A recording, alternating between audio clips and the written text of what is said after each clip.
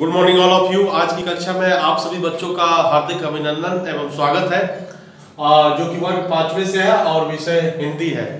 यह अध्याय नंबर 17 के वीर पाठ से है, जिसमें हम वीरता की कहानियां पढ़ेंगे, वीरता के बारे में जानेंगे।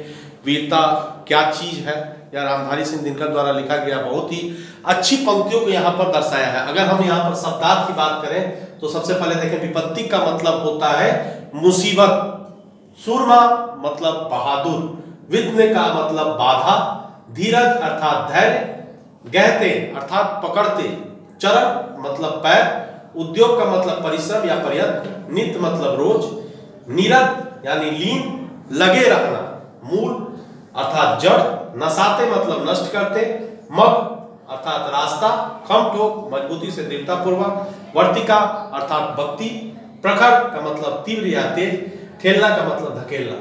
तो यहाँ इन अपने पंक्तियों को उन्होंने व्यक्त करते हुए बताया है, सच है विपत्ति जब आती है कायर को ही दहलाती है, सूरमा नहीं विचलित होते, क्षण एक नहीं धीरज होते।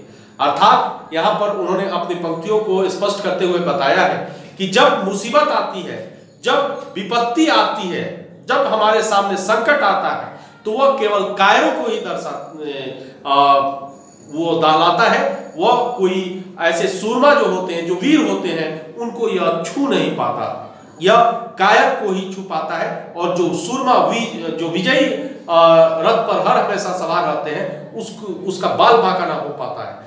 अब अगली पंक्तियों में बताया है कि विद्रोह को गले लगाते हैं, कांटों में राह बनाते हैं। अर्थात वह संकटों को गले लगाते हैं, जो वीर होते हैं संकटों को गले लगाते हैं, उस सूलों पर चढ़कर उसमें भी अपनी राह बना लेते हैं। अर्थात उस संकट की विषम परिस्थिति में भी अपनी राह वह चुन लेते हैं, राह बना लेते हैं।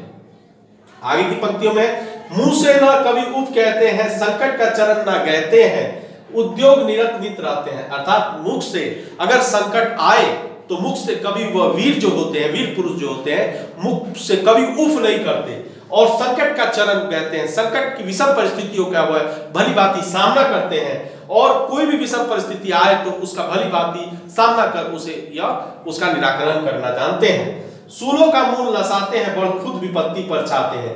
जो सूल, जो विषम परिस्थिति आए, उसका सामना यह भली भांति करना जानते हैं, उसको नष्ट करना, नेस्तो नाबूद कर देना ये जानते हैं। और उस स्थिति में अगर हम देखें तो वह खुद विपत्ति पर छा जाते हैं, अपनी स्थिति को उस तौर पर ले आते हैं कि सारी विपत्ति छट जाती है।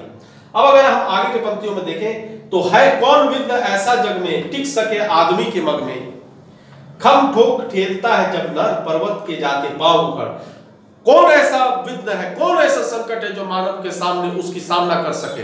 अगर वो सच्चा वीर है तो सच्चे वीर की यह कामना होती है कि सारे संकटों का सामना वो कर सके, सारे संकटों को जड़ से मूल से उखाड़ फेंके। यही कामना करते हुए कहा है कि जब अगर कोई आदमी, कोई वीर पुरुष होता है तो वह अपना झंडा वहां गाड़ देता है, उस विषम परिस्थिति में उसका मुकाबला कर देता है, और पर्वत के समान अगर विषम परिस्थिति आए, अगर महान मुसीबत आए, तब भी उसका मुसीबत का सामना करना जानता है।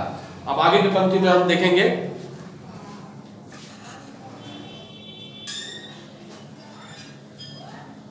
यहां आगे के पंक्तियों में अगर हम देखें तो कवि ने यहाँ पर जो लिखा है कि मानव जब जोर लगाता है पत्थर पानी बन जाता है।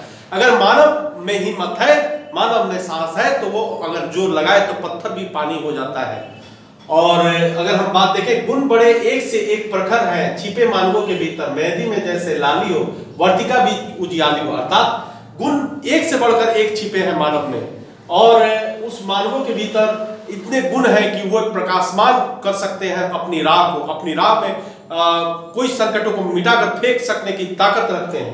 बत्ती जो नहीं जलाता है रोशनी नहीं पाता। अर्थात जो विषम परिस्थितियों में आगे बढ़ना नहीं जानता, वह संकट का सामना भी नहीं करना जानता, वह सदा हार पाएगा। और जो बत्ती जलाता है, कहने का अर्थात यह मतलब है कि अगर कोई संकट विषम परिस्थिति में भी झेलने की हिम्मत रखता है तो वह निश्चित रूप से वह सफल होता है। यही रामधारी सिंह दिनकर ने अपनी बहुत ही सुंदर पंक्तियों को यहाँ पर लयबद्ध किया है, और यह बहुत अच्छी पंक्ति है एक वीरता के लिए, एक उदाहरण, एक ऐसा उदाहरण जिस पर चलकर हम अपने मंजिल को सफलता की ओर ले जा सकते हैं और सफल मंजिल को पा सकने की हिम्मत रख सकते हैं।